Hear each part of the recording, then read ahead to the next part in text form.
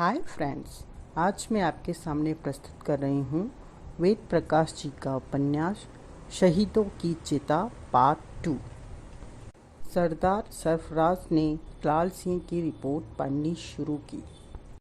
सरदार, मैं अर्थात लाल सिंह काफ़ी संक्षेप में अपनी यह रिपोर्ट तैयार कर रहा हूँ।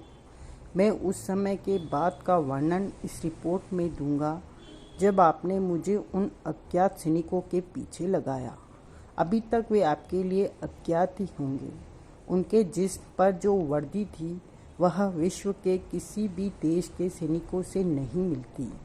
यह तो आप जानते ही हैं कि हमारी बस्ती, जिसे हम महारानी की अंतिम इच्छा के बाद से अपना छोटा सा वतन मानते हैं, वे जालिम सैनिक हमारे इसी वतन को अपना गुलाम बनाना चाहते हैं।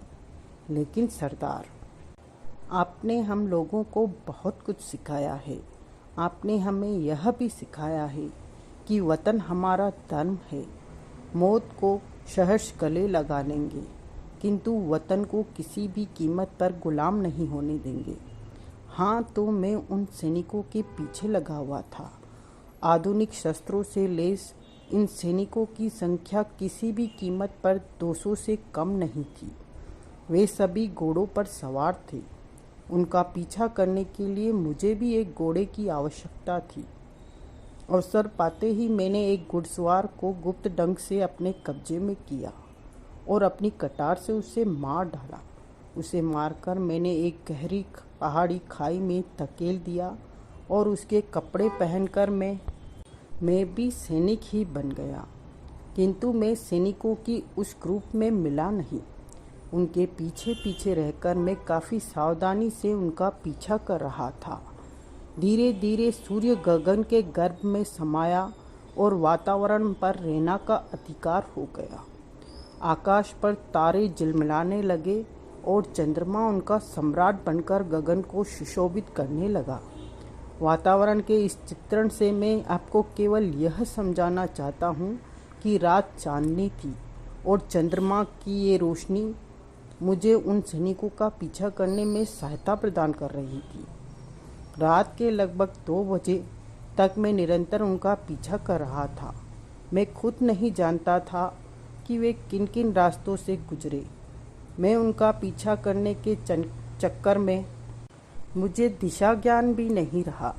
मुझे नहीं मालूम कि वह कौन सा जंगल था, किंतु यह अवश्य जानता हूँ कि सैनिकों का वह दल पहाड़ी रास्तों से जंगल में प्रविष्ट हो गया था। यह जंगल बेहद घना था। चंद्रमा की रोशनी घने और ऊंचे ऊंचे वृक्षों को भेदकर मेरी सहायता करने में असमर्थ थी, किंतु यह परेशानी सैनिकों के लिए भी थी। इसलिए उनमें से कई सैनिकों ने अपनी टार्च चला ली। यह रोशनी में उसकी स्थिति का सही पता दे रही थी और मैं सफलता से उनके पीछे था। उनका पीछा करता करता मैं थोड़ा बोर हो चुका था और मुझे भूख भी लगने लगी थी। मैंने मेरे उकताए से दिमाग को उस समय एक झटका सा लगा जब मैंने देखा एक स्थान पर सारे सैनिक रुक गए। कई टार्च का प्रकाश एकदम एक अत्यंत ही विशाल वृक्ष की बेहद मोटी जड़ पर पड़ा। मैं उस समय कोई 50 गज दूर एक अन्य पेड़ की आड़ लिए अपने घोड़े पर बैठा था। उनकी हर एक एक हरकत देख रहा था। मैंने देखा सैनिकों का सरदार अपने घोड़े से उतरा और उस विशाल वृक्ष की ओर बढ़ा। मैं, क्योंकि उनसे काफ़ी दूर था, इसलिए साफ तो नहीं देख सका, किंतु इतना अवश्य देखा कि उनके सरदार ने उस वृक्ष की जड़ में एक खास स्थान पर पैर रखकर वहाँ कुछ दबाव सा डाला। उसकी इस क्रिया के परिणाम स्वरूप जो हरकत हुई वह मेरे लिए गहनतम आश्चर्य की बात थी। जंगल में छाए अंधकार और सन्नाटे को एक तेज गड़गड़ाहट की आवाज़ चीरती चली गई। यह गड़गड़ाहट ऐसी थी मानो बहुत सारे विमान एकदम स्टार्ट कर दिए गए हों। इस गड़गड़ाहट के साथ ही 2 चकित कर देने वाली क्रियाएं एक साथ हुई। पहली, तो यह कि सारा जंगल एकदम तीव्र प्रकाश में नहा उठा। वृक्षों पर तीव्र रोशनी फेंकने वाले बल्ब जगमगाने लगे। एकदम इस प्रकाश से तो मेरी आंखें ही चुंधिया गई। कदाचित सभी सैनिकों की स्थिति ऐसी ही हुई थी। अंदर ही अंदर प्रकाश होते मैं इस बात से घबरा गया कि कहीं ये लोग समझ न जाएं कि मैं इनका साथी नहीं हूँ, किंतु शायद स्थिति मेरे पक्ष में थी। किसी भी सैनिक ने मेरी ओर कोई खास ध्यान नहीं दिया। दूसरी चकित कर देने वाली बात मैंने यह देखी कि आसपास के सारे वृक्ष अजीब सी गरारियों पर फिसलते हुए अपने अपने स्थान से 10-10 फीट दूर खिसक गए। जिस वृक्ष के नीचे मैं खड़ा था उसने भी यह क्रिया की थी। मेरे पक्ष में उस समय मात्र यह हुआ कि वृक्ष मेरी ओर नहीं खिसककर मुझसे विपरीत दिशा में खिसका था। इतने विशाल वृक्षों का खिसकना मेरे लिए हैरत की बात थी। सच बात तो यह थी कि एक बार मेरे दिमाग में आया, कहीं ये सैनिक भूत तो नहीं हैं, परंतु वतन को बचाने के लिए आपका आदेश मेरे साथ था। अपने भयभीत होते दिमाग पर मैंने नियंत्रण करने का प्रयत्न किया और देखा कि सारे सैनिक एक एक करके उठे हुए वृक्षों में समाते जा रहे हैं। उनका सरदार भी उन्हीं के भांति घोड़े सहित उस बड़े से वृक्ष में बने रिक्त स्थान में समा गया। अपने स्थानों से उठे वृक्षों की संख्या लगभग 50 थी और सैनिक भिन्न भिन्न वृक्षों में समा रहे थे। मैं क्या करूं? मैंने सोचा। मेरा दिमाग काफ़ी तेजी से काँप रहा था। मुझे लग रहा था कि अगर मैं भी इनमें से किसी भी वृक्ष में समाया तो कहीं मैं इन जल्लादों की गिरफ्त में न फंस जाऊं। लेकिन मुझे इस बात की चिंता नहीं थी। मुझे हर हाल में यह पता लगाना था कि वे सैनिक कौन हैं और हमारे वतन को गुलाम क्यों बनाना चाहते हैं। मैंने तुरंत निश्चय किया कि मुझे भी समीप वाले वृक्ष में समा जाना चाहिए। मैंने देखा एक काफ़ी चौड़ा लकड़ी का पटरा उस रिक्त स्थान पर लिफ्ट के भांति धरती के गर्भ में समाया हुआ था। मैंने भी अपना घोड़ा रिक्त स्थान पर बने उस पटरे पर उतार दिया। घोड़ा सरलता से पटरे पर उतरता चला गया। मैंने देखा उस पटरे ने मुझे एक लंबे चौड़े हाल में स्थान में पहुंचा दिया। हाल के फर्श पर अनेक पटरे लटके हुए थे और सारे सैनिक घुड़सवार उसी हाल में प्रविष्ट होते जा रहे थे। कुछ देर बाद सारे घुड़सवार बड़ी सरलता से हाल में आ गए। मिस्टर सिकमन, एकाएक उस हाल में एक बहुत ही भयानक स्वर गूंजा। यस सर, सैनिकों के सरदार इंग्लिश में बोला।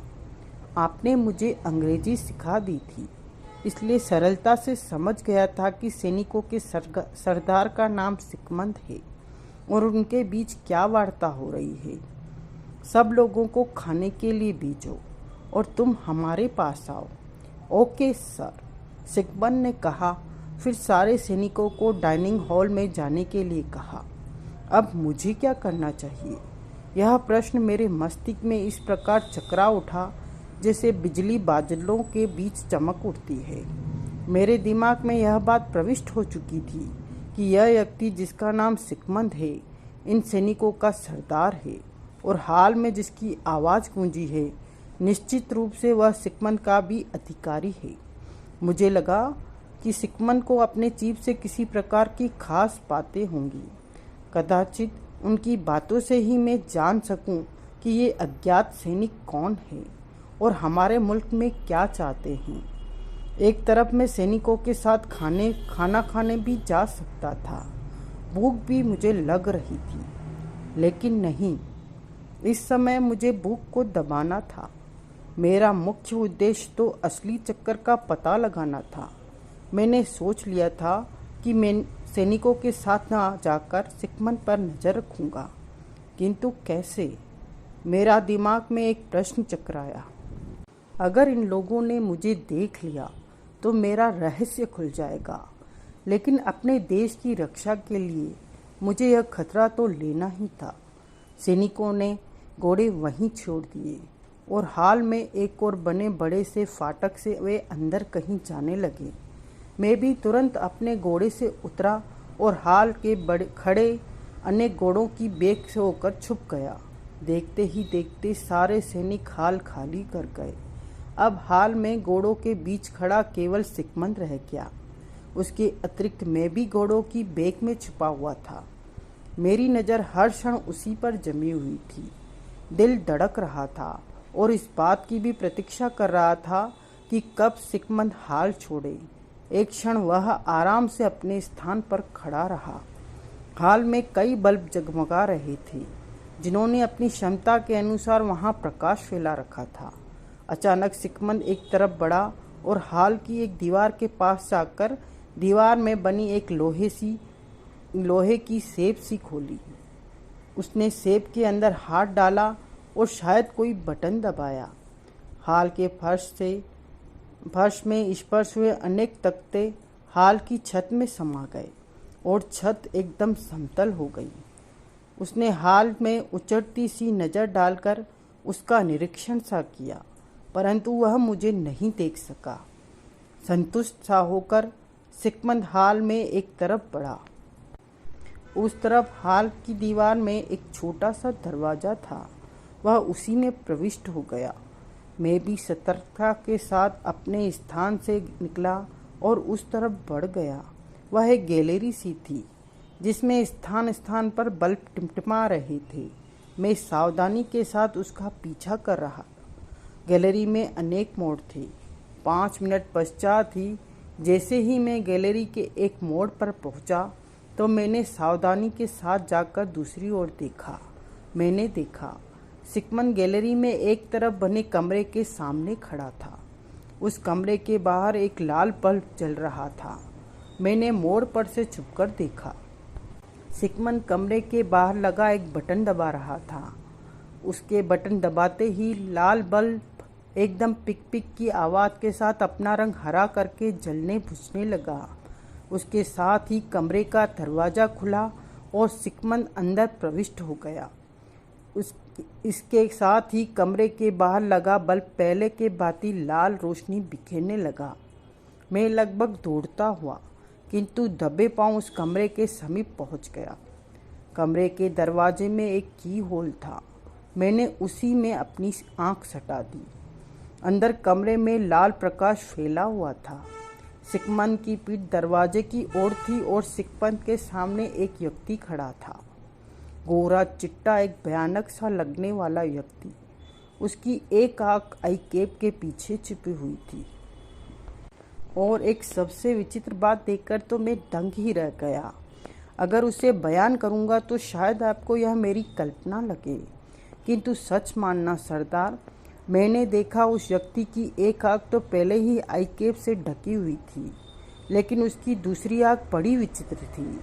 आमतौर पर सभी की आंखें चारों ओर से सफ़ेद और बीच में से काली होती है, लेकिन दूसरी का आंख बिल्कुल ठीक इससे विपरीत थी।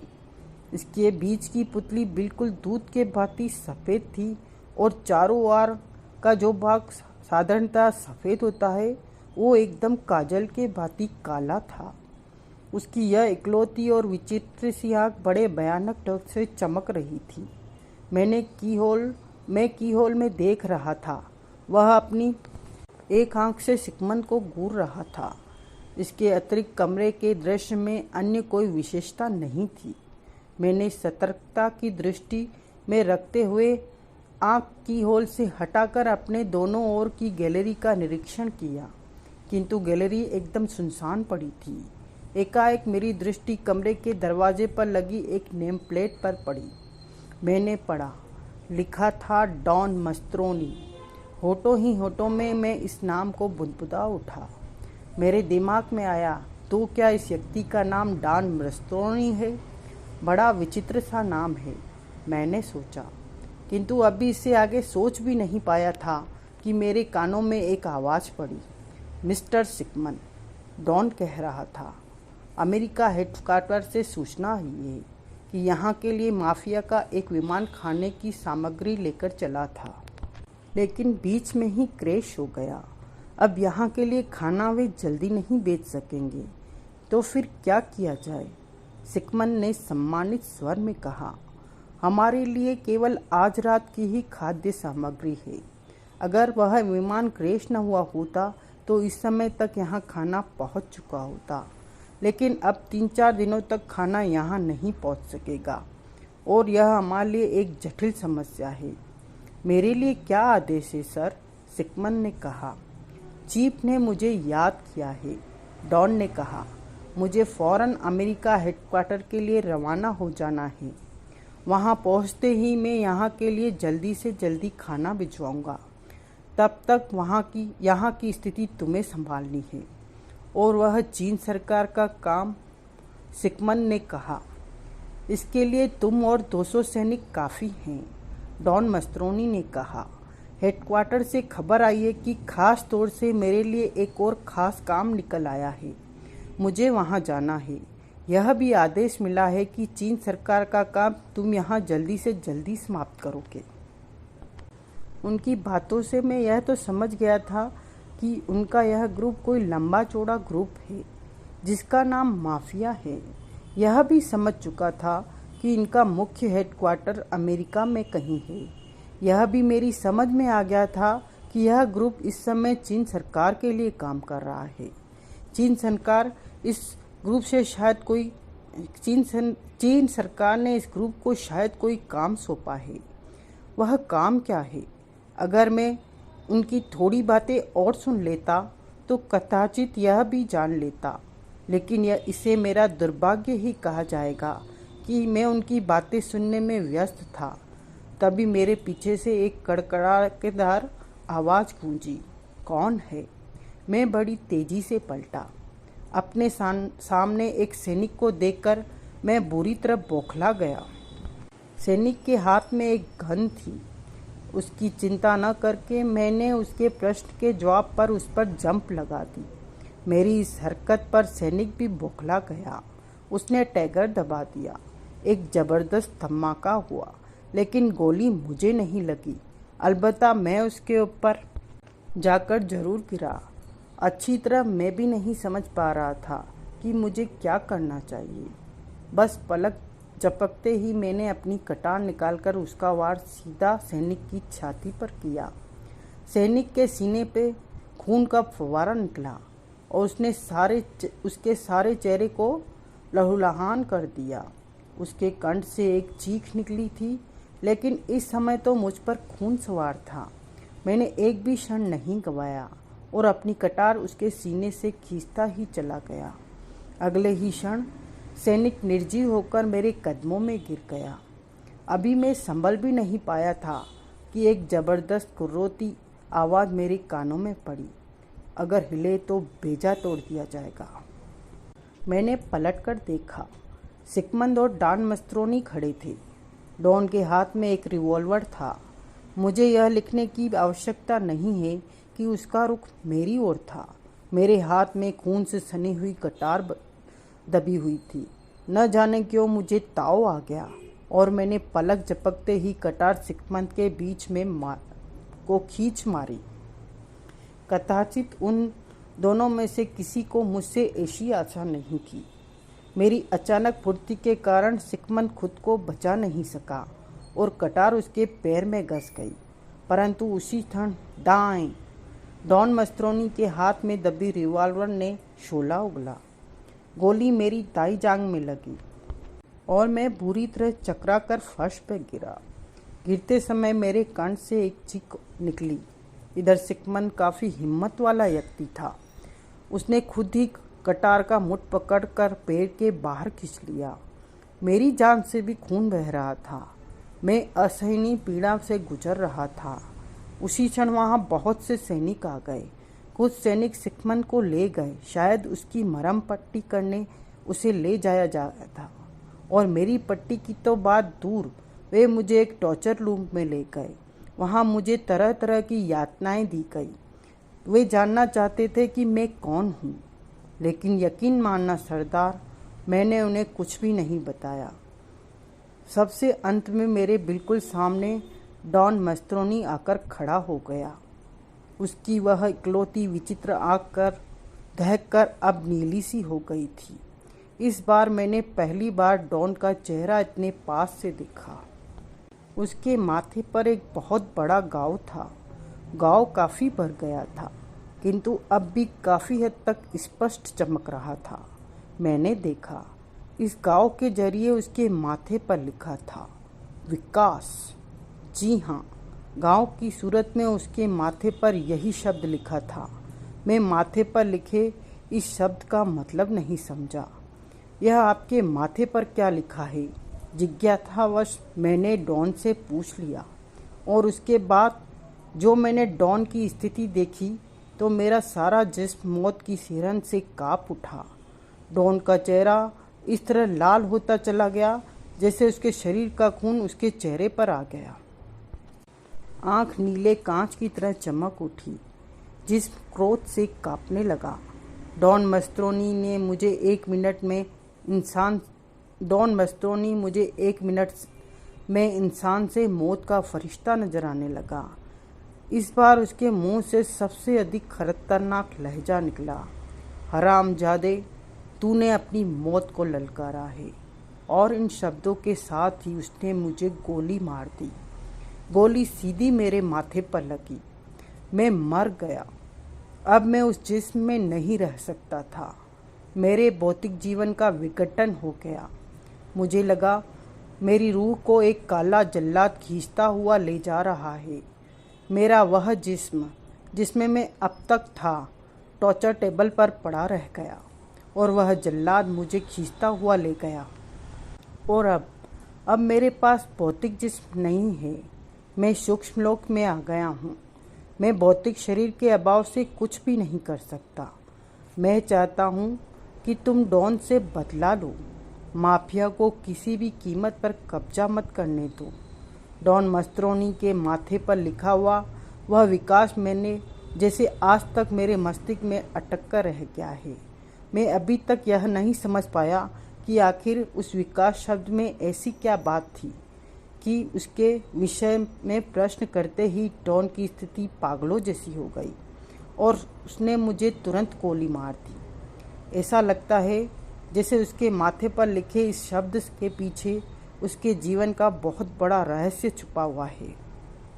खैर, इस रहस्य से माथापच्ची तो करनी बेकार है। अब बस आपसे यही आशा है कि आप उन दरिंदों से इस वतन की हिफाजत करेंगे। आपका लाल सिंह की यह रिपोर्ट सरफराज ने अपने साथियों के सामने इस प्रकार जोर जोर से पढ़ी थी ताकि उसके साथी भी सुन लें। उसके साथी तो रिपोर्ट सुनकर शांत रह गए, मगर सरफराज के दिमाग में रिपोर्ट में लिखे कई शब्द चकराकर उथल पुथल सा कर गए थे। पहला शब्द था माफिया, दूसरा चीन और तीसरा था विकास। माफिया के विषय में वह अधिक तो नहीं, किंतु इतना अवश्य जानता था कि माफिया विश्व की सबसे कुख्यातम अपराधी संस्था है। इसका हेडक्वार्टर अमेरिका की भूतपूर्व राजधानी न्यूयॉर्क में है।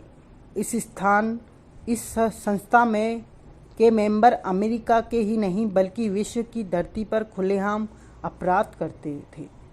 माफिया का दावा है कि दुनिया में कोई भी सरकार आज तक उसके किसी भी एजेंट को सजा नहीं दे सकी है। तुम शायद माफिया के बारे में नहीं जानते, सरफराज ने अपने साथियों से प्रश्न किया। नहीं सरदार, उन चारों ने लगभग एक साथ कहा। माफिया दुनिया की सबसे बड़ी अपराधी संस्था है, सरफराज ने उन्हें बताया। धरती का कोई भी देश ऐसा नहीं है जहां माफिया के एजेंट फैले हुए हों। माफिया के रिकॉर्ड में आज तक असफलता नाम का कोई शब्द नहीं है। जिस काम के पीछे माफिया पड़ जाती है वह काम निश्चय ही सफल समझा जाता है। इस संस्था का मुख्य धंधा धन के बदले किसी भी देश की सरकार के लिए काम करना है। इसका मतलब यह संस्था यहाँ चीन सरकार के काम से आई है, सरफराज के एक साथी ने कहा। संस्था नहीं बल्कि संस्था के कुछ लोग, लेकिन किस काम से? एक ने सवाल किया। यही तो हमें जानना है, सरफराज ने कहा। चीन सरकार की दृष्टि आखिर हमारे इस छोटे से वतन पर क्यों है? जब उसके चारों साथियों को बोलने के लिए कुछ नहीं मिला तो वे शांत रह गए। तुम शायद विकास को नहीं जानते। सरफराज ने अगला प्रश्न किया। नहीं, विकास 20-22 साल के एक हिंदुस्तानी लड़के का नाम है, सरफराज ने कहा। सारी दुनिया में यह शैतान के नाम से प्रसिद्ध है। विश्व के बड़े बड़े अपराधी अपने बीच में इसका नाम आते ही थर-थर कांपने लगते हैं। हिंदुस्तान में मैं भी राजनगर के उसी कॉलेज में पढ़ता था जिसमें विकास पढ़ता था। वह मेरी क्लास ही में था। कुछ दिनों तक तो उससे मेरी दोस्ती भी रही है। मेरी शक्ल देखते ही वह मुझे पहचान लेगा। उन दिनों कॉलेज के समय में ही वह अमेरिका की सबसे बड़ी जासूसी संस्था से टकरा गया था। त्राही त्राही करके इस लड़के के सामने सारे अमेरिका ने घुटने टेक दिए थे। वह अपनी जल्लादी के लिए मशहूर है। मुझे लगता है वह कभी माफिया से भी टकरा चुका है, तभी तो डॉन के माथे पर विकास लिखा हुआ है। लेकिन आप उसकी चर्चा क्यों कर रहे हैं? उसके एक साथी ने कहा। वह हमें माफिया से बचा सकता है, सरफराज ने कहा। सुनकर उसके एक साथी के चेहरे पर उत्तेजनात्मक भाव उभर आए। बोला, अभी हमारी रगों में दौड़ता हुआ खून सफ़ेद नहीं हुआ है सरदार। अपने वतन की ओर उठने वाली आँख को हम खुद ही फोड़ सकते हैं। हमें किसी बाहरी ताकत की जरूरत नहीं है। बात को समझने की कोशिश करो जागे। पहली बार सरफराज ने अपने एक साथी का नाम लिया। तुम माफिया के बारे में नहीं जानते। माफिया माफिया माफिया, चीख पड़ा जागे। सरदार, तुम्हें क्या हो गया है? माफिया कोई भगवान तो नहीं? भगवान ही समझो उसे जागे। सरफराज की गुर्राहट उससे भी अधिक भयानक थी। मानता हूँ कि हमारे खून में जोश है। हमारी रगों में दौड़ता हुआ खून हमारे वतन की मांग में गिरकर उसे हमेशा सुहागिन बनाए रखेगा। मानता हूँ जागे, हमारा खून इतना गर्म है कि अगर दुश्मन के ऊपर गिर जाए तो दुश्मन की हड्डियां तक जलकर राख हो जाए। लेकिन सब कुछ जोश में नहीं होता जागे। खून की गर्माहट सब कुछ नहीं कर सकती। हमें बुद्धि से भी काम लेना होगा। हमारी टक्कर उस माफिया से है जिसके एजेंट दिन में जितनी बार पलके झपकाते हैं उतने ही खून करते हैं। अगर माफिया इतनी खतरनाक है तो तुम्हारा विकास ही इससे क्या कर लेगा? उसका एक अन्य साथी बोल पड़ा। पहली बात तो यह कि जसवीर की जुबान संभाल कर बात करो। सरफराज का पूरा चेहरा क्रोध से लाल हो गया। यह मत भूलो कि मैं तुम्हारा सरदार हूँ। और दूसरी बात का जवाब यह है कि तुम अभी विकास को नहीं जानते। वह अकेला ही माफिया के लिए काफ़ी होगा। माफ़ करना सरदार, जागे बोला। एक तरफ तो आप माफिया की इतनी तारीफ कर रहे हैं, ऐसा लगता है जैसे इस दुनिया में माफिया का कोई इलाज ही नहीं है। दूसरी तरफ आप 20-22 साल का एक लड़का बता रहे हैं जो माफिया के लिए अकेला ही काफ़ी होगा। मैं एक बार फिर कह रहा हूँ जागे, तुम मेरी बात को समझ नहीं रहे हो। सरफराज उसे समझाने वाले स्वर में बोला। अभी न तुम माफिया को जानते हैं हो और न ही विकास को। मेरी दोनों बातें अपनी जगह ठीक है। आपकी बात शायद मेरी समझ में आती जा रही है सरदार। उसका तीसरा साथी इस बार सरफराज को बुरी तरह घूरता हुआ बोला। तुम भी तो हिंदुस्तानी हो। यह भी तो हो सकता है कि तुम हमारे इस छोटे से मुल्क को हिंदुस्तान का ही एक टुकड़ा देखना चाहते हो। जवाब में सरफराज का एक शक्तिशाली गुस्सा कहने वाले की कनपट्टी पर पड़ा। उसके कंठ से चीख निकली और वह दूसरी ओर उलट गया। एक झटके के साथ शेष तीनों साथियों ने रिवाल्वर एकदम सरफराज की ओर तन गए, किंतु उनकी परवाह न करके सरफराज गुर्राया। अगर फिर ऐसी उल्टी बात कही बल्लो तो मैं तेरी खाल नोच लूँगा। मैं महारानी सेविना से वादा कर चुका हूँ कि उसकी यह छोटी सी बस्ती मेरा मुल्क है। इसे मैं किसी के अधीन नहीं होने दूंगा। हाथ ऊपर उठा लो सरदार, चौथा साथी बोला। तुम्हारी हरकत तुम्हें बागी सिद्ध कर रही है। नहीं जगू नहीं, चीख पड़ा सरफराज। सब गलत समझ रहे हैं। मैं सेबिना की कसम खाता हूँ, मैं गलत नहीं हूँ। लेकिन इन शब्दों में न जाने कैसा प्रभाव था कि जागे और जसवीर के रिवाल्वर आश्चर्यचकित कर देने वाले ढंग से झुक गए। बल्लू अपना जबड़ा संभालता हुआ फर्श में खड़ा हो गया। चारों सरफराज की ओर देख रहे थे। सरफराज उन्हें घूरता हुआ आगे बोला, तुम्हें याद होगा कि मैंने सवीना से वादा किया है कि इस बस्ती को मैं अपना मुल्क समझूंगा। अपने जीते जी इसे मैं किसी के अधीन नहीं होने दूंगा। इस बस्ती की गद्दी का वारिस यहाँ का सम्राट होगा। इस बस्ती की गद्दी का वारिस ही यहाँ का सम्राट होगा। तुम सब जानते हो कि सवीना को दिया हुआ वादा मैं किसी भी कीमत पर नहीं तोड़ सकता। मैंने विकास की सहायता लेने के लिए केवल इसलिए कहा क्योंकि मैं जानता हूँ कि माफिया से वह टकरा सकता है। सच मानना जागे, मैं सवीना की कसम खाता हूँ कि अपने इस छोटे से मुल्क को हिंदुस्तान के अधीन कर देने का मेरा कोई इरादा नहीं। अगर तुम ऐसा समझते हो तो मैं विकास की सहायता के लिए नहीं कहूँगा। मुझे तो विकास की याद भी लाल सिंह की यह रिपोर्ट पढ़कर आई। इससे साफ जाहिर है कि कहीं न कहीं विकास डाउन से टकरा चुका है और विकास ने उसे करारी हार दी है। चारों की गर्दनें इस तरह झुक गई जैसे उन्होंने कोई बहुत बड़ा अपराध कर दिया है। चारों एक साथ बोले, हमें क्षमा कर देना सरदार, भूल जाओ विकास को। अब हम खुद ही माफिया का मुकाबला करना है, सरफराज ने कहा। चारों एकदम शर्मिंदा से होकर सरफराज से लिपट गए। अजीब किस्म का हुंदंगड़ था। सारा कमरा अस्त व्यस्त हो चुका था। डबल बेड की चादर कहीं, गद्दा कहीं, एक सोफा उल्टा हो चुका था। मतलब यह कि सारे कमरे का सामान फर्श पर बिखरा हुआ नजर आ रहा था। लेकिन फिर भी वे तीनों अपनी ही मस्ती में चूर थे, विजय, विकास और धनुष टंकार। शल्य विज्ञान क्षेत्र का एक विचित्र नमूना, जिस्म से बंदर किंतु मस्तिष्क से इंसान। लाजाकस नाम के एक महान वैज्ञानिक ने इस बंदर के जिस्म में एक इंसान का दिमाग डाल दिया था, मोंटो नामक एक चोर का दिमाग। अब वह विजय और विकास के साथ रहता था। विजय ने उसे लाजाकस के पंजे से निकाला था, अतः उसे स्वामी कहता था। विकास ने उसे खतरनाक कार्यों में दक्ष किया था, इसलिए विकास को वह अपना गुरु मानता था। सिगार और शराब का रसिया।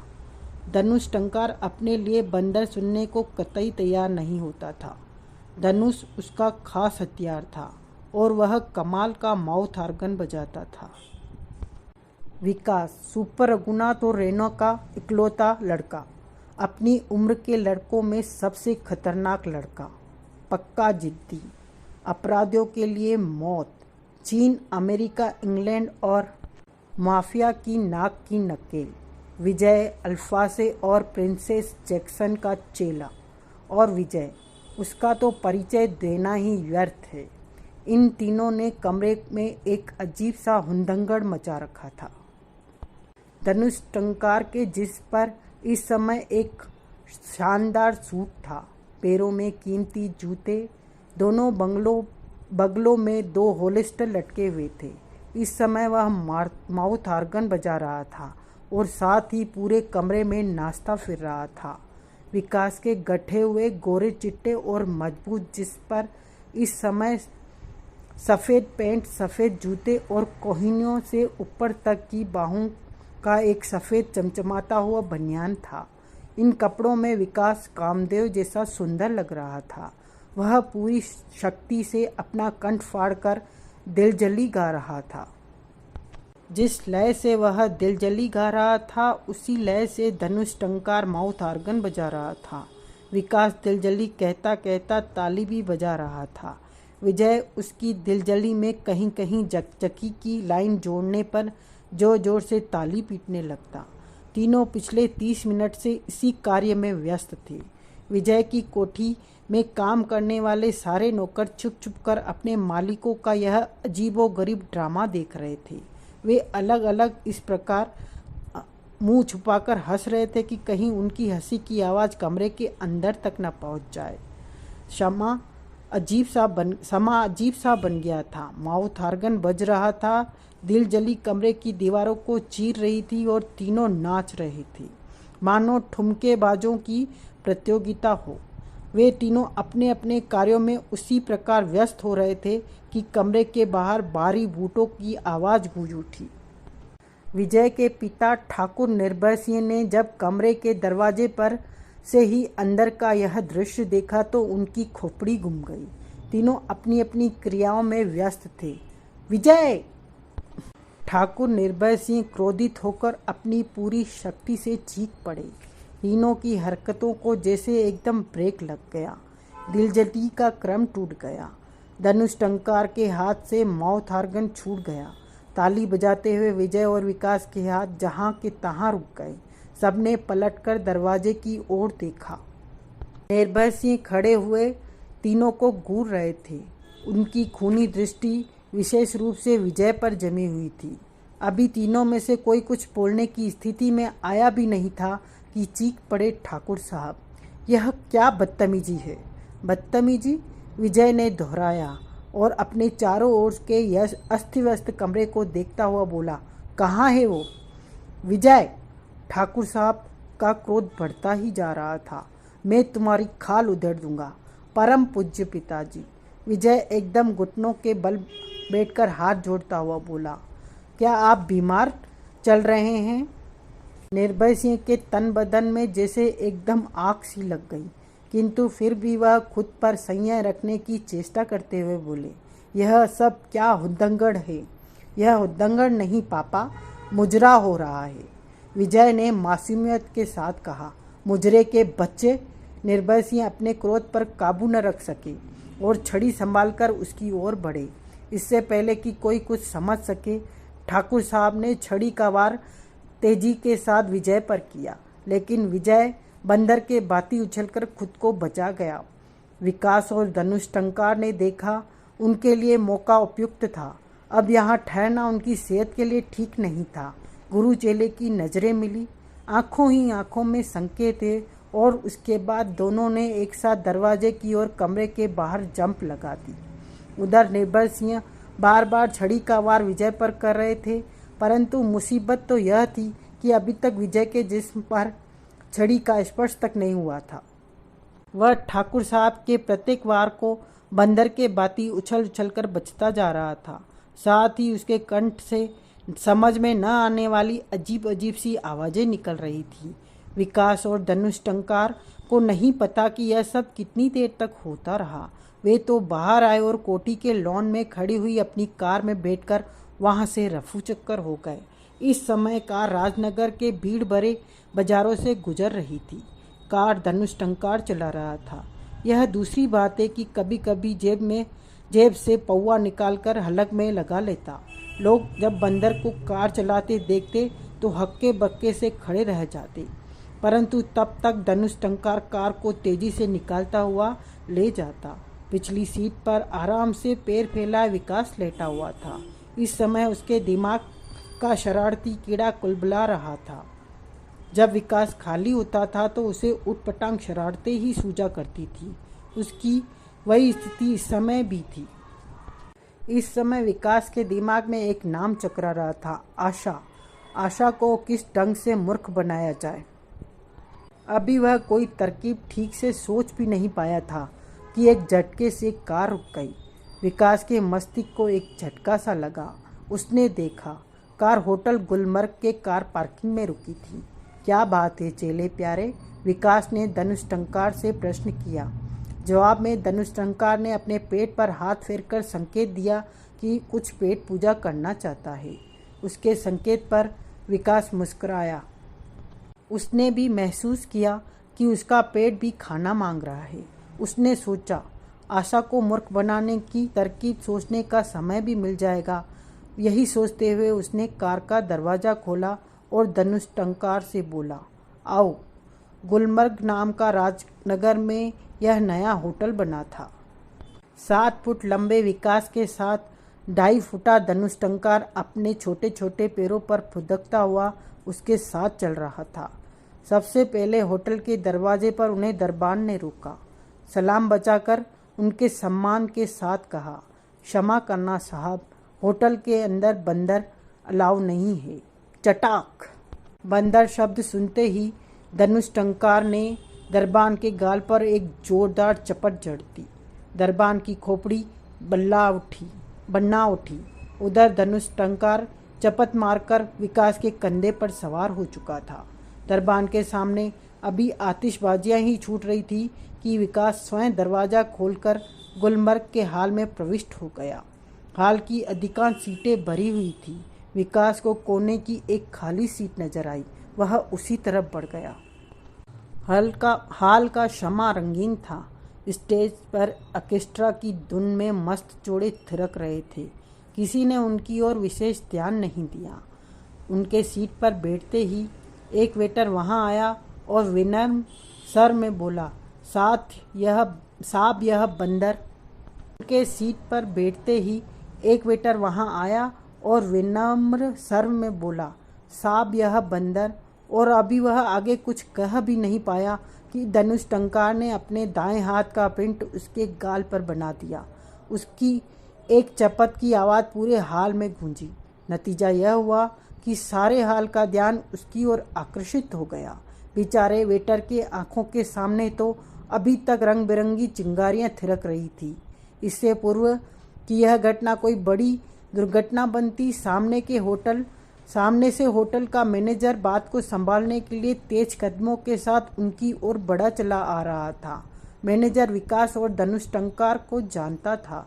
वह जानता था कि अगर धनुष टंकार को 2-4 बार बंदर और कह दिया गया तो वह होटल को चूड़ू खाना बना देगा।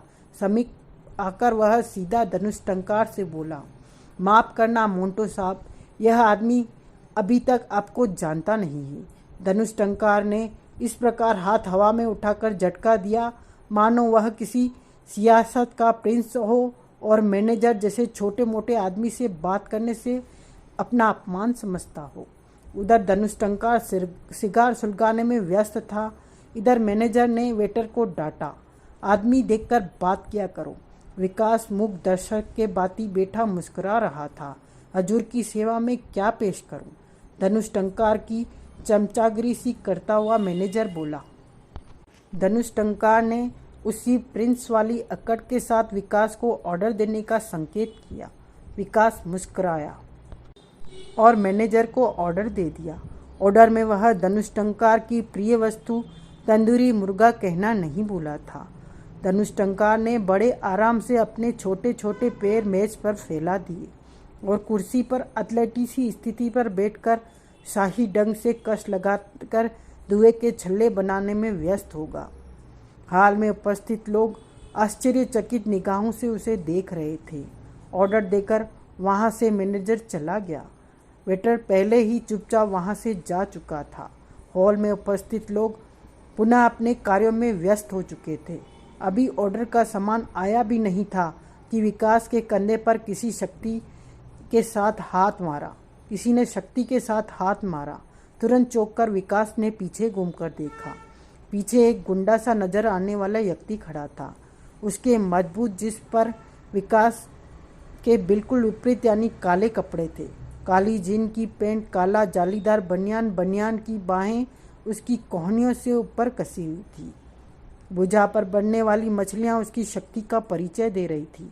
उसका चेहरा देखने में काला और भयानक था। गाल पर एक चाकू के घाव का लंबा निशान था। गले में एक लाल मफलर बंधा हुआ था।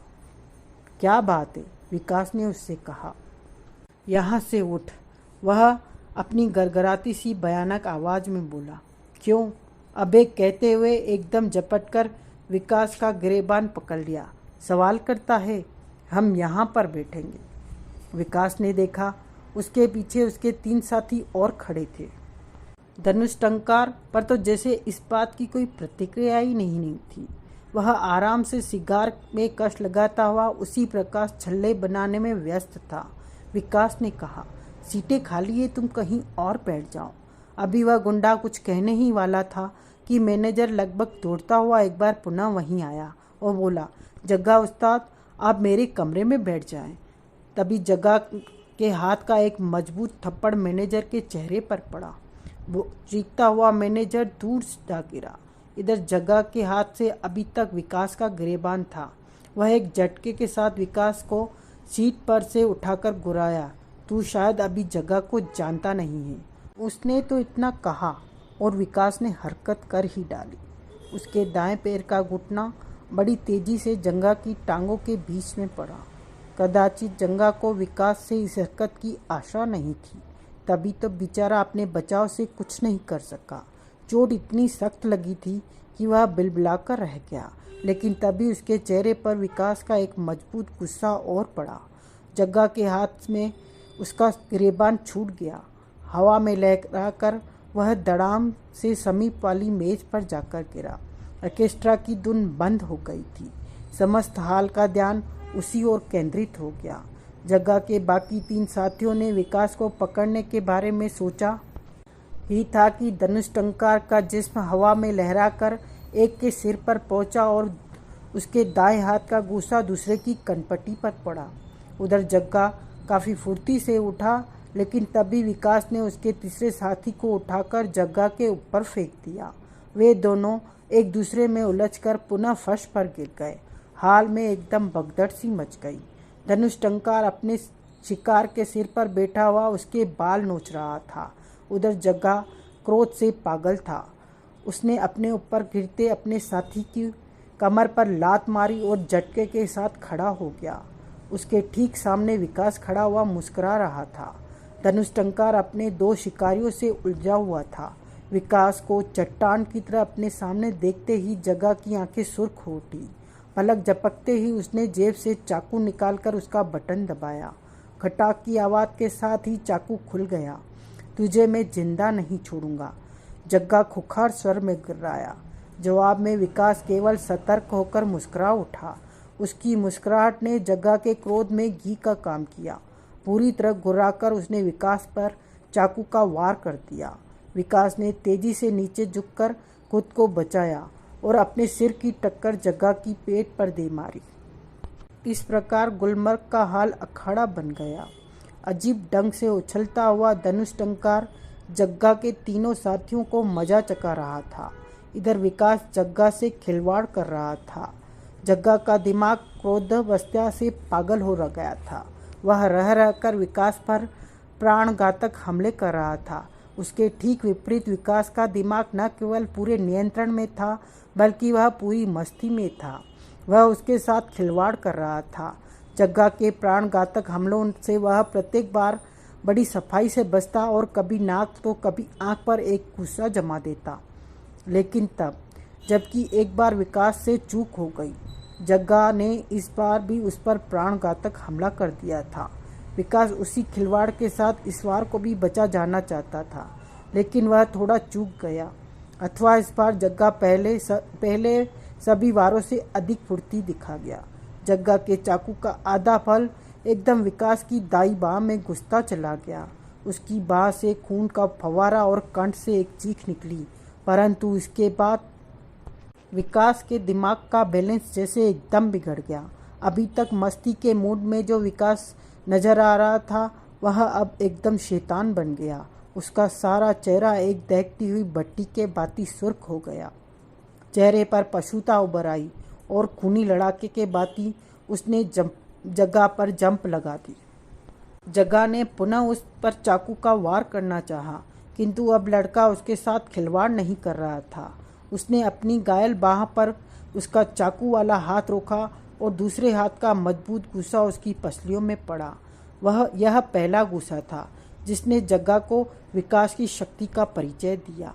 उसे लगा जैसे उसकी पसलियों में किसी ने लोहे का मुकद्दर मारा हो।